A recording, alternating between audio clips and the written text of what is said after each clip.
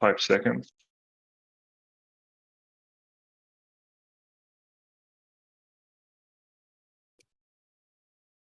Hello, everyone. I'm Jim Garrison. I want to welcome you to Humanity Rising this morning.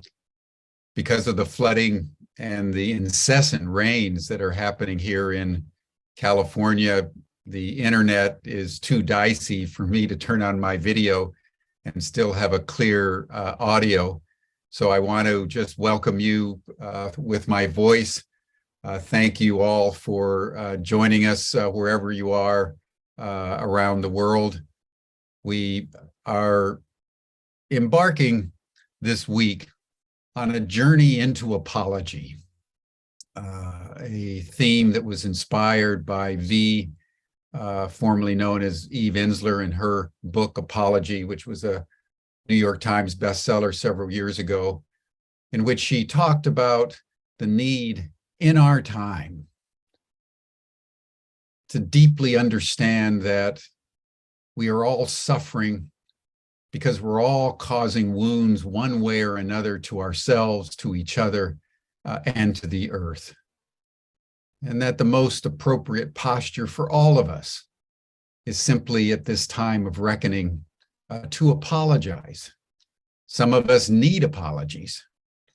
Some of us need to give apologies, both to each other, to our bodies, to the earth, to nature, to other species. So we are embarking over the next several months on Humanity Rising with a meta theme on the notion of reckoning, of apology, forgiveness, reparations, and reconciliation, and healing. We'll be dealing with a multiplicity of issues. A priority issue for us will be the escalating conflict in Ukraine, which is very, very dangerous because of the increasing possibility of a nuclear exchange. We're in probably the most dangerous moment in our lifetime, certainly since the Cuban Missile Crisis in 1962. And so we want to go deeply as we can to some of these fundamental substrate issues of human existence and the human willingness to be humble enough to tell our stories, to be vulnerable, to ask for apology, to give apology, and to heal thereby, to reconcile thereby, and to create a new world in alignment with the larger ecosystem of which we're a very small part. So today we want to hear from two elders from North America. I want to introduce first Phil Lane, who's an honorary chief in the Dakota and Chickasaw nations. He's been active in the development and the teaching of indigenous wisdom for many, many years. He's the founder of the Four Winds International Institute, which is bringing indigenous wisdom to the larger global public. He's spoken and taught all over the world. So Phil, I want to welcome you to Humanity Rising. And when he'll give us a blessing, an opening blessing, he'll speak, and then he will introduce his good friend and colleague, Natayo Weaselhead of the Blackfeet and Salish nations. And I will try to stay on as much as I can, but the internet being what it is, we'll just have to take this particular session as it comes. So thank you, everyone. Phil, welcome. Thank you so much, so very much, Jim. And I want to extend a very, very warm and loving greeting to each and every person here. And also on behalf of Four Worlds International Institute, and in my role as a hereditary chief of the Ihanktonwan relatives, the Ihama Chasha Deloria Teospais. And I'd like to begin with an opening prayer. Oten Kashawakantaga, creator of the universe, most beloved one, all-powerful one, most kind one, most compassionate one, ever-forgiving one, all-just one. O Ancient of Days, O blessed beauty, we call upon all our beloved relatives who are closer to their closest vein to join us here, especially those who have left this world in great pain and suffering from the colonization of the colonizers who were colonized. And Creator, thank you from the bottom of my heart for giving me the realization that only hurt people, only colonize people, and only abuse people. And Wakantaka, creator of the universe, we call upon all the tribes and nations of the east from where comes the red sunrise. They might come together in unity and harmony and peace, in healing and forgiveness. And Wakantaka, O blessed one, we call upon all the tribes and nations of the south from where comes new life to come together in unity and harmony, in healing and forgiveness. In Dakota, Wakantaka, we call upon all the tribes and nations of the west from where comes thunder, lightning, and rain to come together in unity and harmony, in healing and forgiveness. The Wakantaka, creator of the universe, most beloved one, all-powerful one, we call upon all the tribes and nations of the north. From where comes the white snow, the purifying north winds, they might purify our hearts and minds so we become detached from all save your sacred beauty, free from the changes and chances of this material world. And we ask blessings upon mankind, those qualities of the masculine that has brought us almost to the point of destroying Mother Earth and our human family. We ask forgiveness. And we especially humble ourselves before our beloved Mother Earth and her representatives, womankind. And we know without question our prophecies, they are stepping forward and they shall bring peace on earth. For as long as half of our world's population are abused and treated as second-class human beings, we will not achieve peace. For the eagle, the condor, the quetzal has two wings. One is man and one is woman. Until both wings of that eagle have equal power and respect, the great eagle of humanity, the great condor of humanity, the great quetzal of humanity will never fly its highest. Finally, creator of all good things, I want to share this prayer of unity for our human family. Oh my God, unite the hearts of thy servants and reveal unto them thy great purpose. May they follow in thy commandments and abide in thy law. Help them, O God, in their endeavor and grant them strength to serve thee. O God, lead them not to themselves, but guide their steps by the light of knowledge and cheer their hearts by thy love. Verily, thou art their helper, the Lord. Hauli michante washtelo, shunkmano hemeado, chinupasapa hemeado, hauli michante washte. My names are Horse Thief and Black Pipe, and I stand responsible before the Creator for all my words and my actions. So I'm so very, very thankful and pleased to be here with my very beloved Toja Natayo, who will be sharing the last half of this beautiful, beautiful initiative. It's been undertaken by a dear brother, Jim Garrison, and his wonderful team at Ubiquity University. I was born at the Haskell Indian School, Haskell Institute in Lawrence, Kansas, in 1944. My parents had attended Haskell more than 10 years before.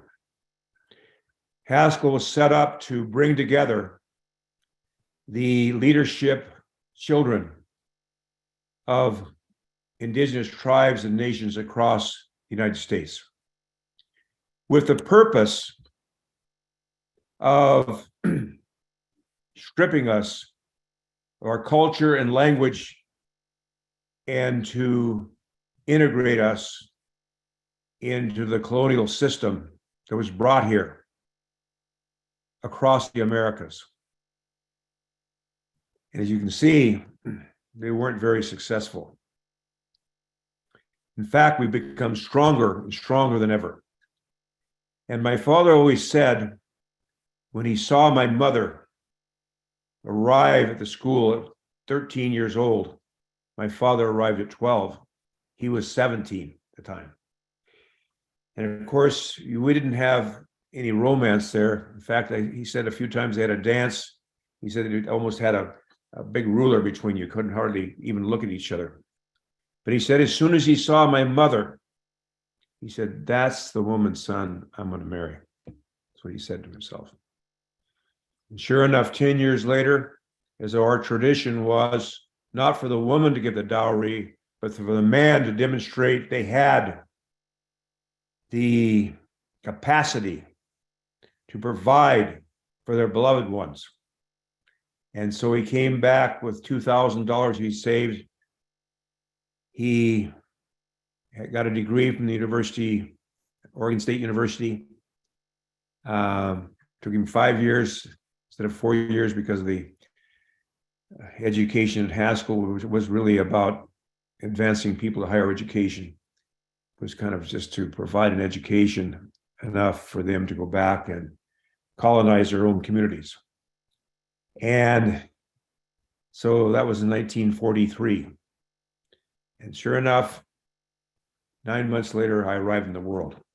And this is where I began to experience the sickness of the colonial world.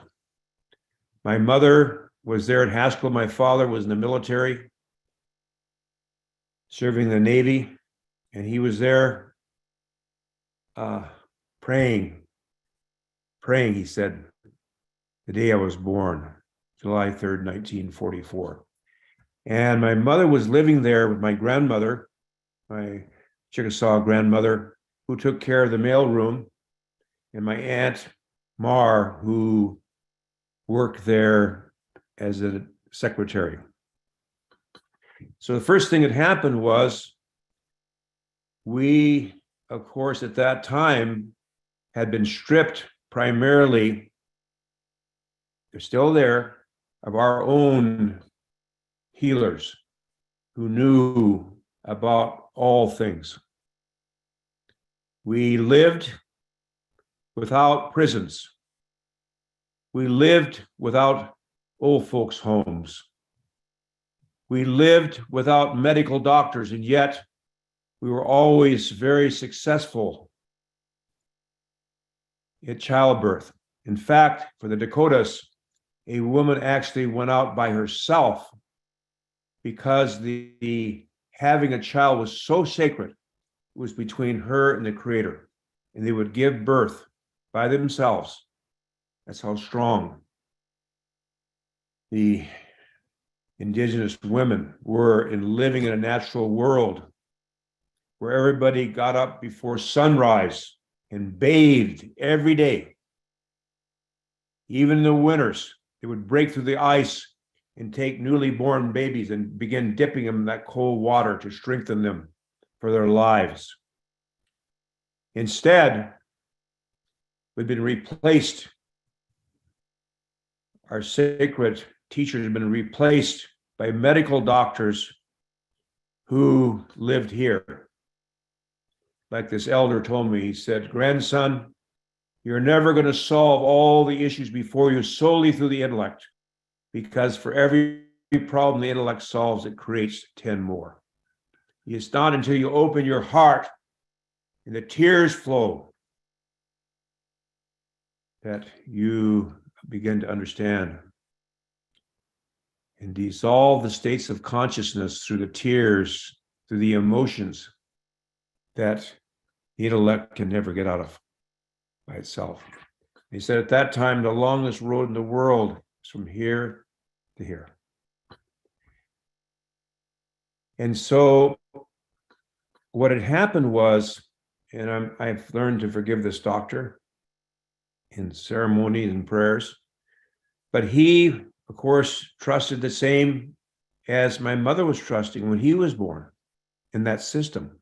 That system said, because formula had just come up and they wanted to sell formula, that formula was superior to breastfeeding. And so sure enough, he told my mother, even though she had plenty of milk, you should give your son formula. It's much better for him. Well, that's fine on one level, even though we know breast milk is much more nourishing for us. He didn't prescribe enough breast milk for me to live. So immediately I began to cry. And they called the doctor. What do we do? He said, oh, don't pick him up. You'll spoil him. So I laid in my crib for 2 weeks, slowly sinking into a coma, starvation. And finally, when I did, of course, and stopped crying, they began to realize, and they couldn't revive me. They called the ambulance and they took me to the hospital. And I was there in an incubator for a week or two. And then they continued the formula, but more. This happened everywhere, where from our traditional medicines, in which we did not suffer cancer, we did not suffer the disease of the day, because we lived and prayed in truth and honesty and had no kind of these diseases that we have rampant all across, especially we call Turtle Island, the United States and Canada. Still our relatives south, to a certain degree, do not have to be exposed to the diets. We suffer from diabetes and so many other things. The other thing I think is really part of this colonial process that happened was white is right.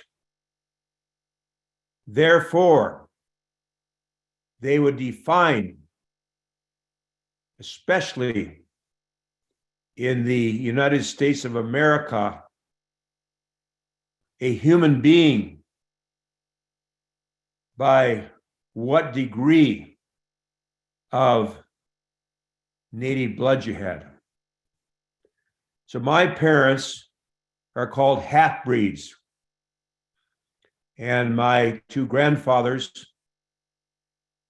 well, I've never met them because my grandmother on my father's side died from tuberculosis on the 23rd of December. My father couldn't touch her because she had tuberculosis, Lima deloria. My grandfather then later died from alcoholism. So I never knew him, nor did my father, except for those early years. And he loved his father. On my mother's side, my grandmother, Ella Vale, Chickasaw Nation. My grandmother, Ihanktonwan, Dakota Nation. My grandfather as well died very young. So that left my father an orphan. Thankfully, my grandmother, who had 8 children, and who also, after her husband died, was cheated out of substantial land and holdings she had due to the fact that my great-grandfather was a very prominent leader within the Chickasaw Nation. He was the head of the Chickasaw Nation Senate. He spoke 22 languages. He was the interpreter of the Chickasaw Nation. And so that lineage gave him strength. My father was raised after my grandfather died from alcoholism, but even earlier than that, as a young boy, 5 years old, by my great-grandfather, Tipi Sapa, Philip Deloria, who descended from Ihanktonwan, the head of our Holy Man Society and a Tansha of the White Swan Dakotas, who represented us, the Ihanktonwan people, represented the other 6 chiefs at the negotiation in Washington, D.C. to settle our treaties. Now, I say that because being like they call you a mixed blood, that means you have 2 half-breed mother and father. Like my dad said, I knew my heart who I was. And I was a Dakota in Chickasaw. In fact, my mother told me, I asked her one day, I said, Mom, who are the wildest, the Dakotas or Chickasaws? She said the Dakotas. I said, that's what I am. My dad kept me away from the mainstream society. He said, son, later in my life, he said, son, I'm so sorry I didn't let you interact in Walla Walla, where I went when I was 12 years old. But I didn't want you to lose your wildness. At the same time, we have intergenerational trauma. That is that hurt and shame installed with the colonial systems passes down 7 generations. And we all have intergenerational trauma, every single human being. All of us suffer from that. So on one hand, living out in the country where I worked from morning till night and was kept from going downtown in Walla Walla because my dad did not want me to interact, like he said, and lose my wildness. At the same time, because of what my mother and father went through, in a way I lived in a mini residential school. So when my father would discipline me, use a horse quirt. Now, one thing, I never heard my father say a swear word in front of my mother or me. And when he'd whip me with that horse quirt, because that's what he knew. He'd be crying when he did this. He'd only hit me in the back side. Never hit me in the face, never did that. But I did welts like this. And so that toughened me up. And he told me the stories of what happened to him. And that filled me full of rage and anger. And where I went to school, of course, people would look at me and they wouldn't know who I was. I knew who I was, and I've always known who I am, because that's the way my father raised me. But when you have that rage and anger inside, and many of my relatives have that rage and anger, when you have that rage and anger inside your being, you know, I found my way to deal with, and that was through athletics. And whenever I'd walk on a football field, I wanted to hurt the opponents. I'd visualize Custer's 7th Cavalry. And when I ran a wrestling match, that was General Custer as far as I was concerned. And I would go there to hurt them, to hurt my opponent. Only 2 times I had to wrestle other indigenous people. Joe Hoptow, the Yakama Nation, and Vernon Sixkiller Pawnee. And I just couldn't get into it. At the same time, you carry this rage and anger within you. Sooner or later comes the alcohol, drugs, unhealthy relationships with women or whoever you choose to have a relationship with. And at the same time, you know, if you're light complected like I am, and you grew up in this racist society that even whether African American really judges you with the color of your skin, even in Walla Walla, was a judgment because somebody was Italian who went to a Catholic school. And all these names our Jewish relatives were called. And so on one side, from my Dakota side, my indigenous side, you'd get this, you can't be an Indian. Of course, when you are sent to boarding schools, you have two parents from different tribes, although my father was very, very diligent in teaching me sacred words, and especially by the way he behaved in a good way. As he left behind as he got older and had to deal with his own hurt and shame, pain, as a very noble human being. You know, I realized he went through the same thing because of skin color. So you get it from your relatives, not all, but those relatives have hurt and shame and anger and rage just like you do. So they get it from one side. Other side, you get the Europeans saying, "Oh, you can't be Indian," or you would hear things said about people of color. You'd hear things said about other Native people. In fact, in one of my drinking days, I'd go into a bar and I'd have a few. And somebody I'd hear him, I had rabbit ears. That is, when you have rabbit ears, you're just waiting. And so somebody next to me would start talking about Indians. And I'd just jump in, oh, those Indians. Of course, I'd get them into it, deep into it. And as soon as I got them really deep, he decided, you know something, I'm one. And I'd started. And so that led me to the bottom of the bottom, from being U.S. Canadian champion at this big tournament they had to celebrate the 100 years of history of Canada, which, by the way, is the indigenous name, means very clean. I remember I went in that match and I went clear through and demolished my opponents, pinned everyone. But following that, I went from that place to the bottom. You know, I didn't want to live or die. I didn't care. I lived or died. And thankfully, very thankfully, I had the opportunity to encounter this spiritual source, this sacred tablet. And when I read those sacred words, my body went on fire.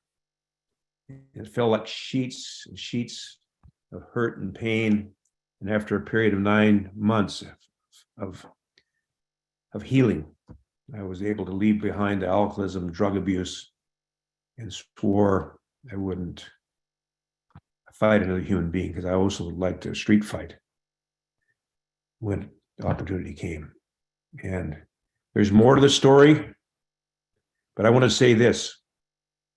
My pain and shame and hurt resides not only in the indigenous people of the Americas, but all around the world, where the papal bulls of 1493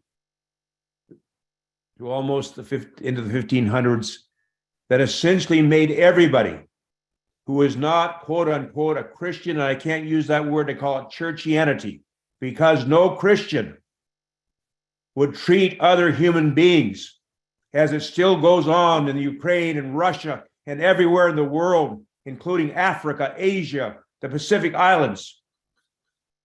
No human being who called himself a Christian would do such horrendous genocidal acts as have been done. So I want, before I introduce my beloved Toja, I want to play a clip from the film Healing the Hurts that we produced in 1986 at Alkali Lake, one of our first communities to go from 100% alcoholism to almost complete sobriety. So you can get a little feeling of what we're dealing with in this apology. And I say no reconciliation without restoration. So, my dear brother, if you'd play this clip, I would appreciate it.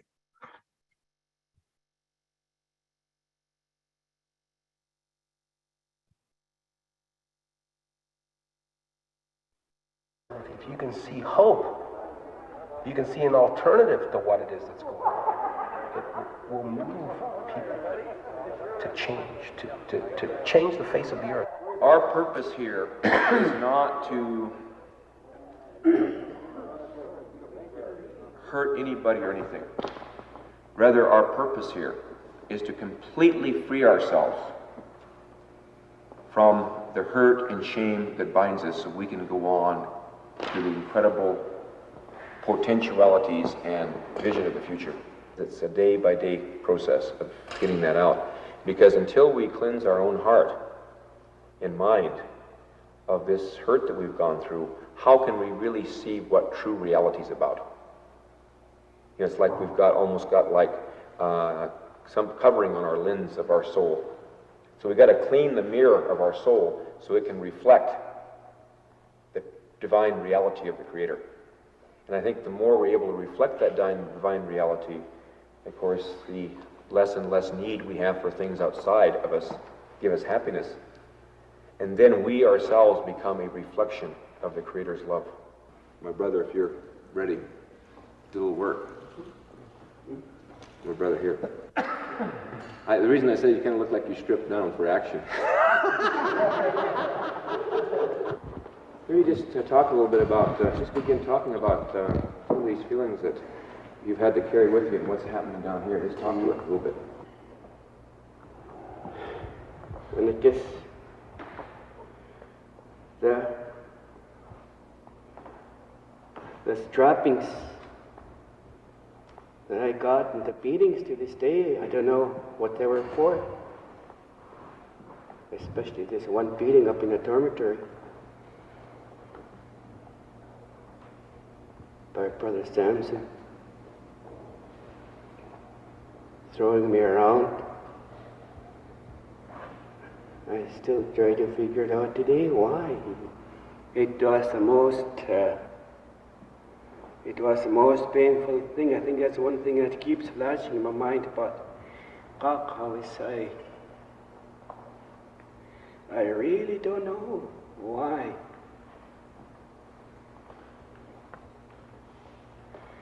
Why was I getting thrown around by Brother Samson? Why? I never done nothing. I just got out of bed and first thing you know, I was getting thrown around.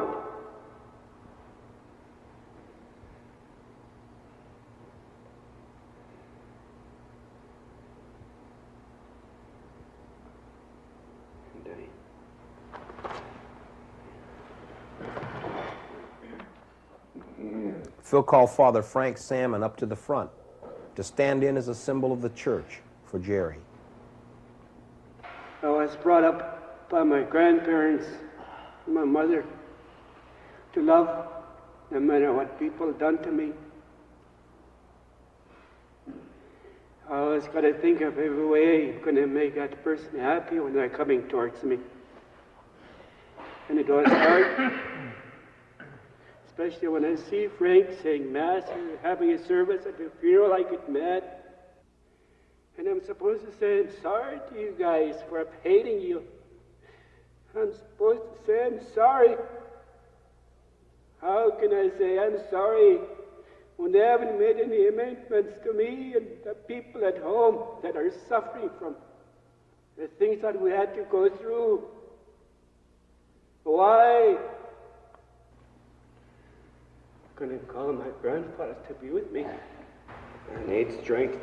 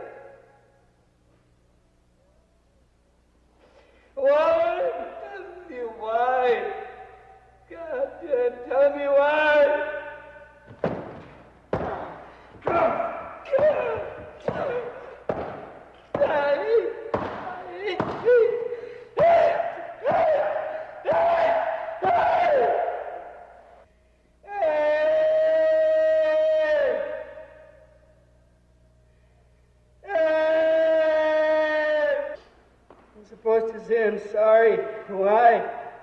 I didn't do anything wrong. I didn't do anything wrong.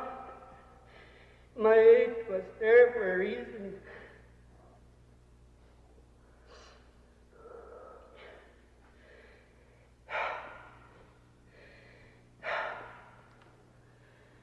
Hey.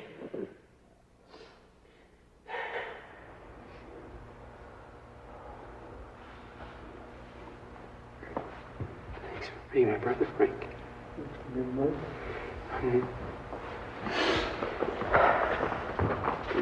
That's good. That's good. You heard it here.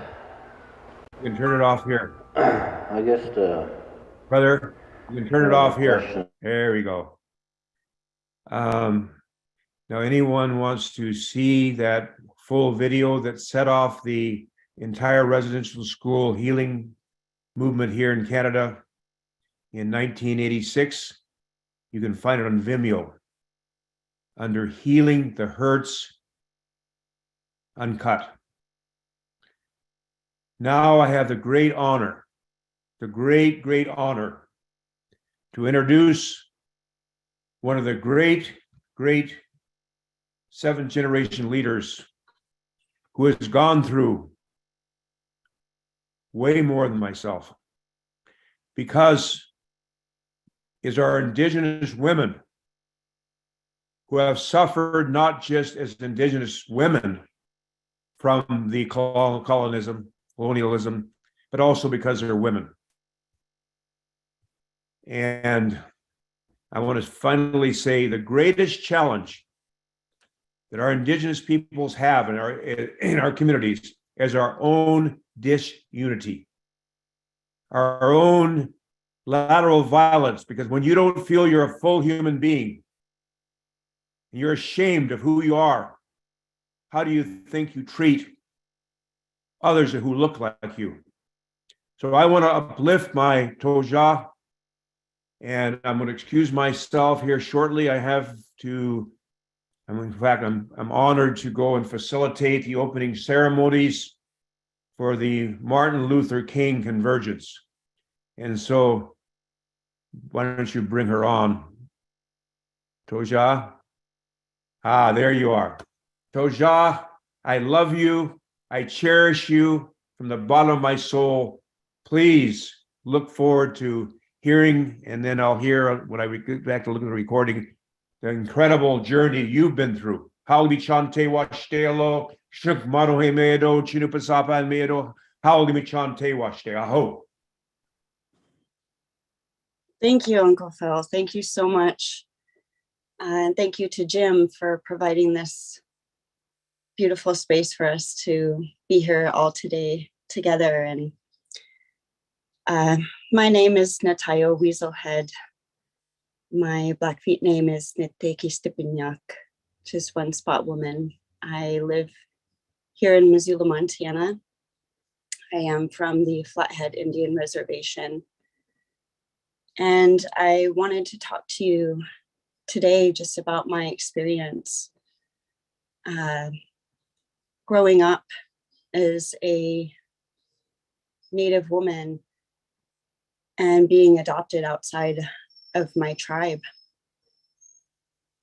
I was adopted at 6 months old. I was born in 1984. And I was brought into a white Mormon family away from my Blackfeet and Salish relatives. The first act of colonization that they committed was to change my name. When I was born, I was named Selena Lee Weaselhead. And they changed my name to Julie Geldrich.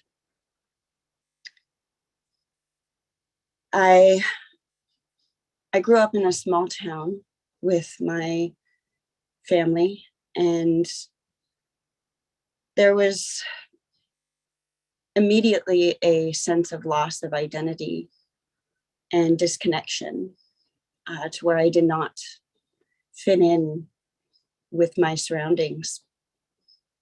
There was a lot of racism that happened around the dinner table, at school, at church, that was very normalized for me, and something that I wasn't able to even understand what was happening at the time. But it brought me to develop a sense of shame within myself and self-hatred. And as I went through my adolescence, I grew a disliking for my own skin and who I was. And there was a disconnection where I couldn't feel whole. I had a lot of lessons to be molded into a proper person and assimilated into white society. I had a lot of singing lessons, a lot of voice lessons, a lot of speaking lessons. And what I was missing and what I could feel in my heart, but I had no words to express, was the culture of my people, our traditions and our social gatherings. I loved going to lessons for dance. I remember being taught ballet and jazz and tap. But I also remember seeing girls my age in jingle dresses. And it would hurt. And I didn't have the understanding of where that hurt was coming from. I began to learn on my own this language of spirit that surrounded me. And I began learning this language of spirit through the natural world, listening to the rocks and the trees and the waters, and especially the animals. I grew up on a small farm, and one of my best friends was my wild Mustang, who I named Dusty. And when I got Dusty, he was wild, and I wanted to keep him that way. I honored his spirit, and we developed a relationship where we would just hang out all the time. And Dusty became one of my greatest teachers, just watching him and the way that he went through his day. And I remember specifically seeing during a great thunderstorm that was happening, seeing Dusty ride that storm back and forth, and the power that he led with his spirit and heart brought up for the first time in my mind thoughts of my ancestors, who I didn't realize for me existed, and then that connection to them existed within me.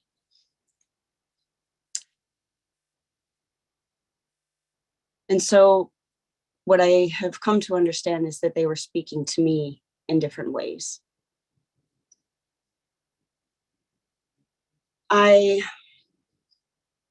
was sexually abused at 8 years old and silenced. It was something that I was never able to overcome, and created a disconnection within me from my core self. And going on, I was forced into marriage at the age of 17 and became pregnant with my first child. What I didn't realize at that time was that forced marriage was considered modern day slavery. And that marriage led to further abuse that led to attempted homicide. And I experienced a near-death experience where I received my first vision and was brought to a great council of my grandfathers, and didn't understand the things that I was seeing, but I held them close to my heart. After this abuse and losing myself, the loss of my sense of identity, it was not long before I was brought into sex trafficking. Started going to parties and drinking and doing drugs, trying to numb that pain within myself. And I was vulnerable to traffickers and people who had their own agendas. And they used conditioning of the mind and different triggers to gain control of me, which caused me to lose myself in even deeper ways than before. Eventually, I did turn back towards a sober life and healing. I was a single mother of 3 children. And after so many years, I returned to my hometown to finish up my divorce. And it was early in January of 2012 when my youngest daughter died in my arms from lung complications. And in that chaos,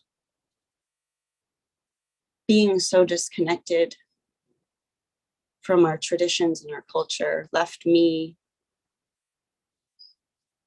not knowing how to care for her body or for her spirit. I had never been through a funeral at that point. And I went from planning her birthday party to planning her funeral in just a matter of a few days. And it was by the grace of the Buddhist community here in Montana who stood by my side through her funeral and helped me to take care of her spirit as she transitioned onto the spirit world. But at that time, I really needed my indigenous elders and the wisdom and the teachings and the ways of our people that would have provided me with comfort and a deeper understanding. And that is a great part of what these colonizing acts truly take from us. Beginning to heal after the death of my daughter was the most difficult part of my journey. I returned to using drugs and alcohol to numb that pain in my spirit and in my heart, and began going in and out of that world of sex trafficking once again, unable to really grasp a sense of myself And I was feeling incredibly ashamed and broken and alone. And there was that sense of not being a human, not being a complete human. And so healing wasn't really able to take place. And I wasn't able to face the truth of my situation.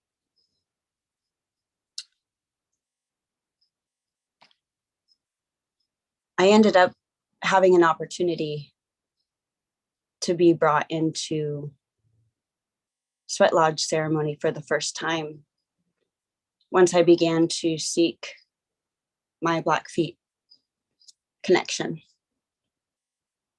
I went to sweat lodge for the first time and I began to hear stories about my Weaselhead family.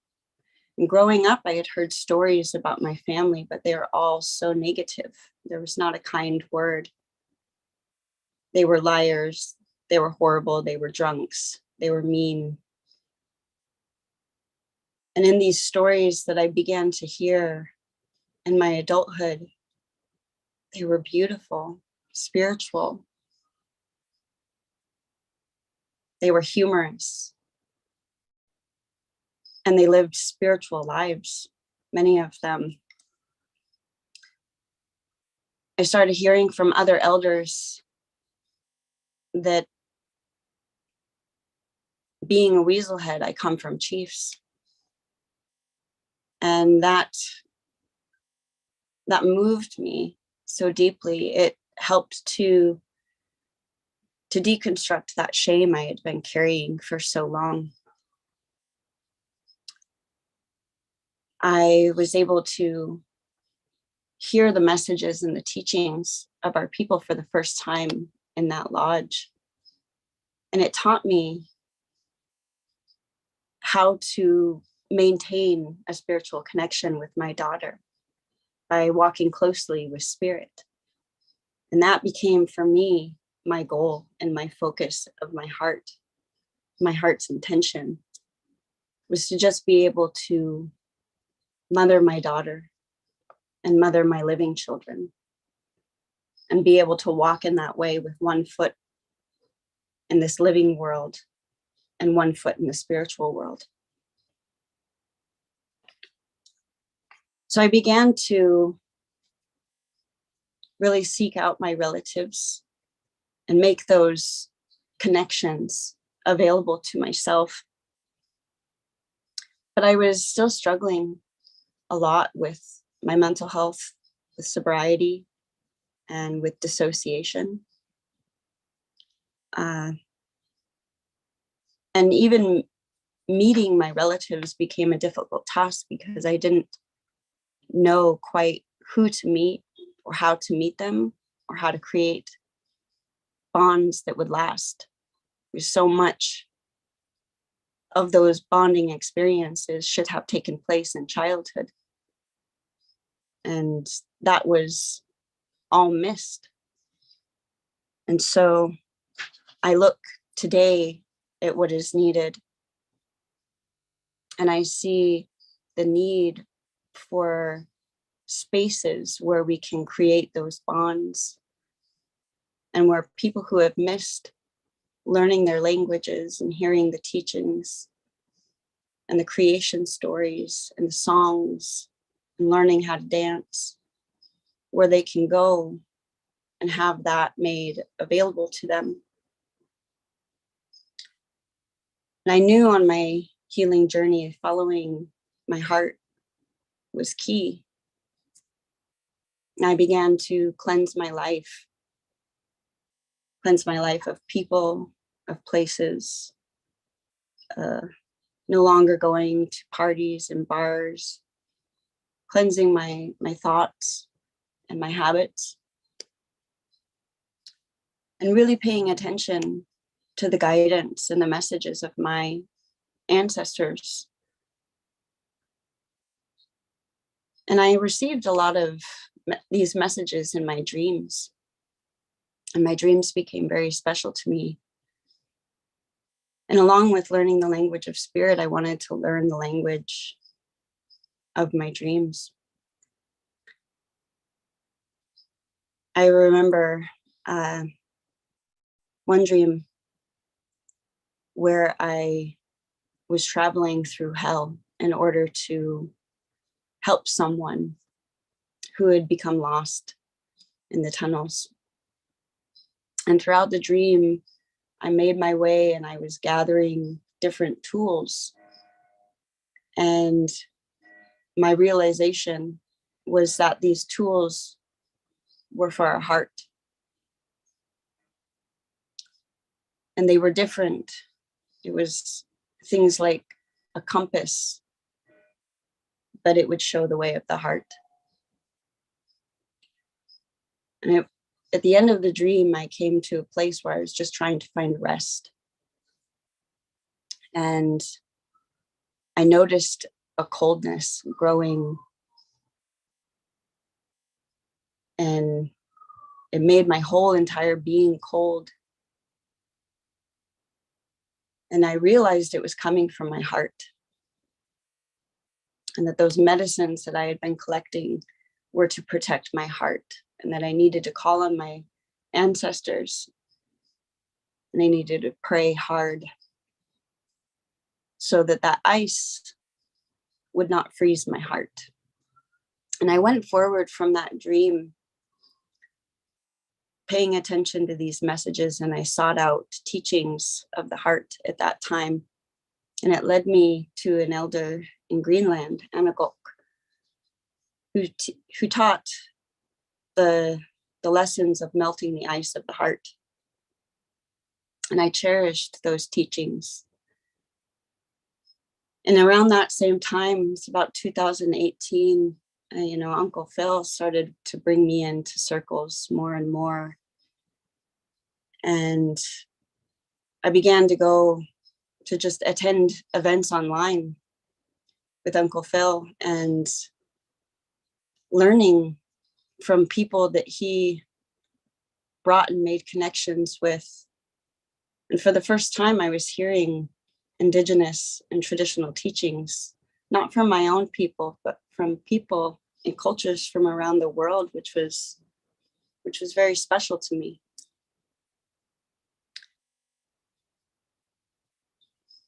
I was able to make the decision in 2020 to walk away from my adoptive family. They had been oppressors in my life. And coming to that realization enabled me to choose for myself to decolonize in that way and to cut ties with them so that I could make room in my life for healthier connections.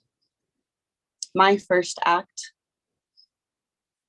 to intentionally decolonize my life was to take back my name.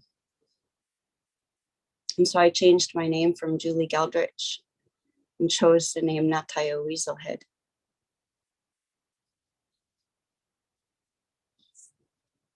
And that was one of the most meaningful things that I was able to do for myself in a very long time.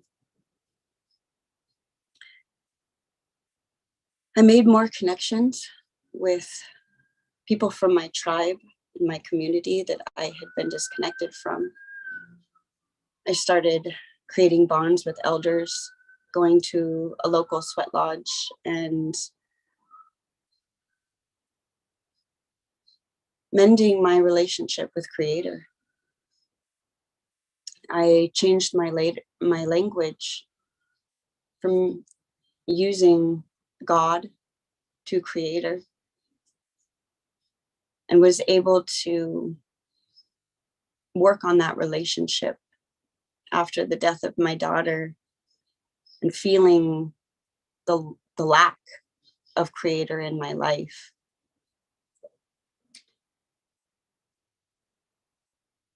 Being able to learn how to pray all day and to walk through life that way brought me closer to Creator, to my ancestors, And eventually it brought me closer to myself. I began to enter back into relationships.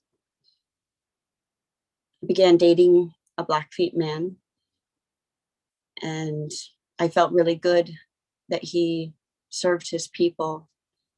He did good things for our community and our land. And we had a sober relationship, and we were each spiritual. But soon he began to push me back away from my healing and use old triggers to control me, and intentionally directed our relationship into an abusive dynamic. He conditioned me back into the slavery of my mind, was raping me routinely, and became intensely fixated on sex trafficking me to other men. It took everything in me to overcome this and to escape this. It left me with deeper wounds to heal. And this deeper understanding that our indigenous men are facing and struggling with a very dangerous colonization of the mind.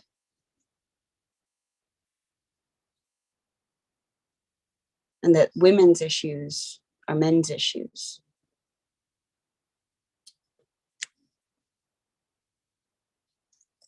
Healing from this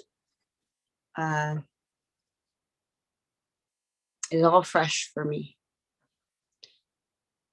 But taking back my power has been transformational.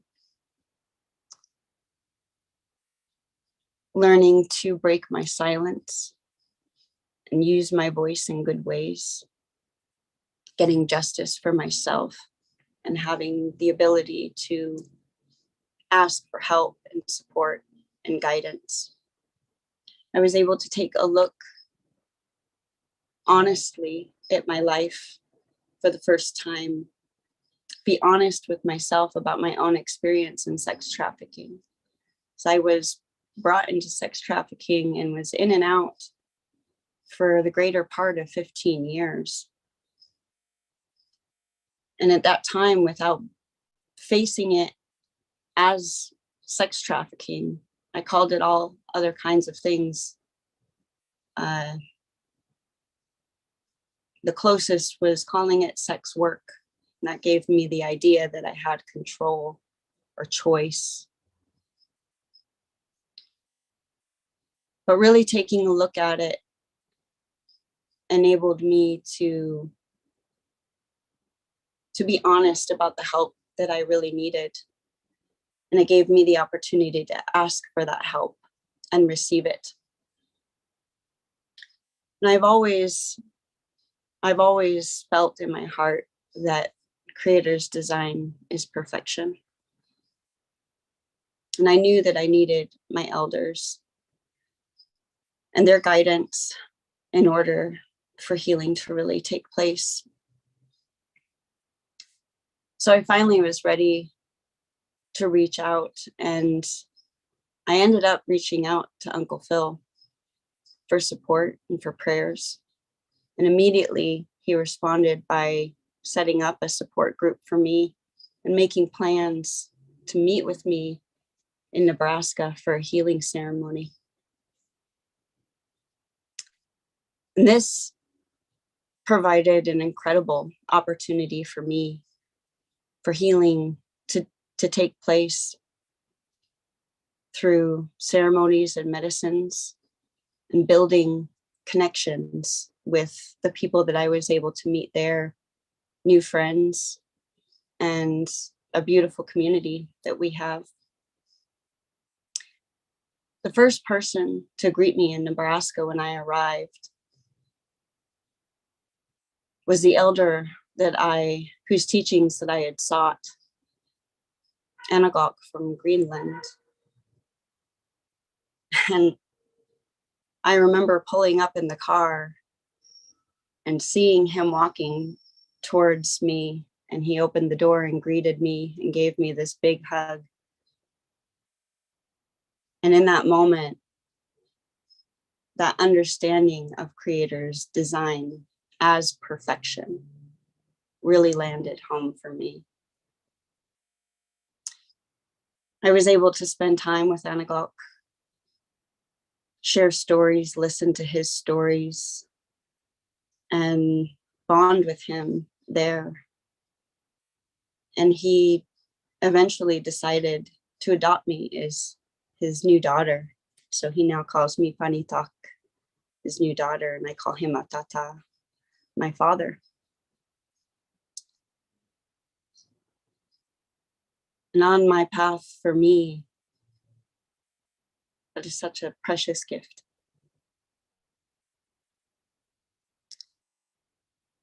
Being honest with myself during these healing ceremonies opened the door for greater healing to take place. It was a way to open up my heart, to forgive others, my oppressors, my abusers, but also to truly apologize to myself. Because throughout the years, I was harshest to myself. I was hardest on myself.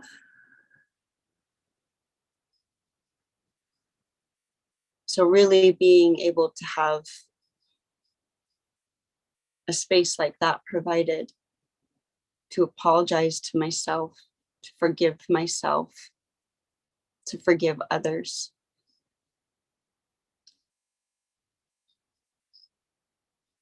That brought me to freedom, where I was able to stand back and yell out, I am free, I am free, I am free. So looking ahead now, I see a bright future, and I'm incredibly excited to be continuing my work with Uncle Phil, working with him at healing centers, helping others to heal, and being able to walk through life in prayer and be closer to not only myself, but to my loved ones, my children, my family that I am creating, and my friends, and closer with spirit, my ancestors who have become my closest family, and really be able to create bonds with my family and my community that have been missed out on for so long. And so I'm incredibly thankful today for this kind of dialogue that is taking place here. And really would just like to thank Jim for making this all happen. And thank you all for listening to me today. And Jim, I'll go ahead and pass it back to you.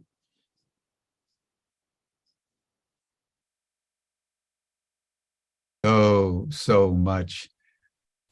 Your story, Phil's story was so, both of you were so profound. I'm very emotionally moved, and want to just apologize to you as deeply as I possibly can for everything that has befallen you. in your life, and you've given us a story for why we need to be talking about apology and forgiveness and reconciliation. So I want to thank you for that. I suggest we just let the stories speak for themselves today. I don't feel a dialogue at this moment is probably the best thing, because the story is so powerful. So I suggest, in your own way, you just provide a closing blessing and benediction for our session today. And I think that would be a beautiful way for us to consecrate the holiness that you've shared. Yes, absolutely. I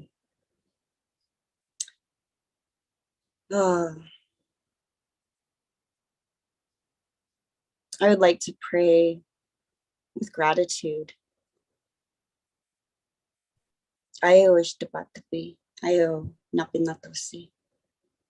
Oh Creator, we come to you this day with such gratitude in our hearts.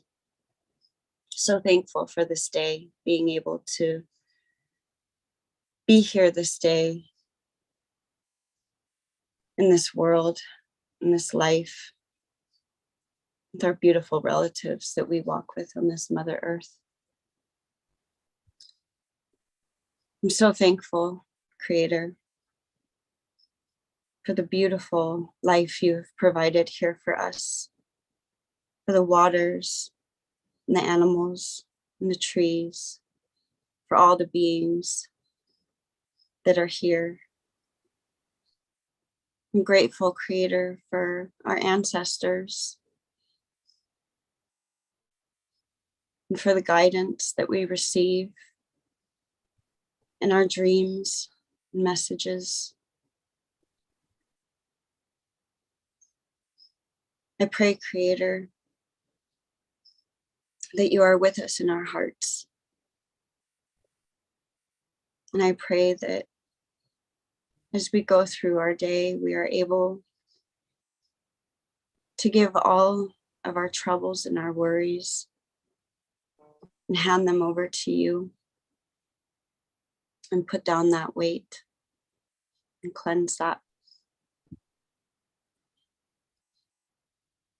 I pray today that we are able to look within ourselves with truth and with trust and with compassion, and reach out to one another with this honesty and love and compassion for each other. I pray for our dear elders, that they find comfort, that they have everything that they need. And I'm so grateful for the guidance that they provide for us and the teachings that they carry. I pray for all of our elders who have gone through such terrible struggles through the residential schools and the hurts that they have endured.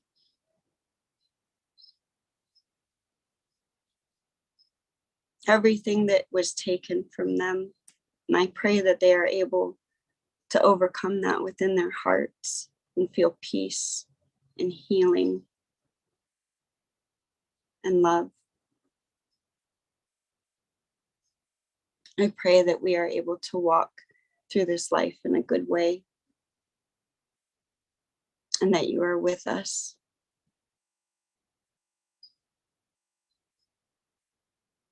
And I pray that you can all feel the joy of Creator and of creation that surrounds us all each day.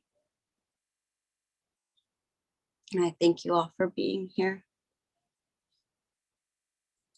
And I pray for your safety. Komotani.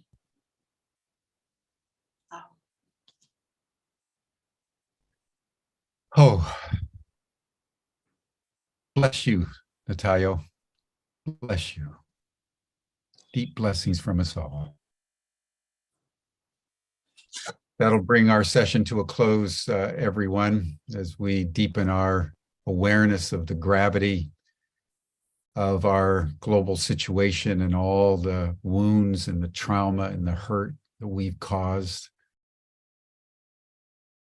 These are deep times and require deep, deep reflection. And Phil and Natayo today, building on what Ilarian and Ia shared yesterday in the women's circle before that. Just want to thank all of them for everything that they've shared. This will bring our session now to a close. You're all welcome to the after session chat group. You'll see the chat in the chat box. Natayo, I think everyone would be very pleased if you could join the after session chat, just so we could deepen the dialogue on these matters. And we'll see everybody on Monday. We're going to have a session on Monday with two very wise psychotherapists who are going to talk about how the lack of apology, the lack of forgiveness, how it affects our bodies and how our bodies carry our traumas, our wounds, our capacity to heal or not. And so we'll be delving very deeply into that domain next week. And on Tuesday, we'll be hearing from V. On Wednesday, Native American from Hawaii. And that will take us into the next week. Thank you, everybody. See you on Monday. Bye for now.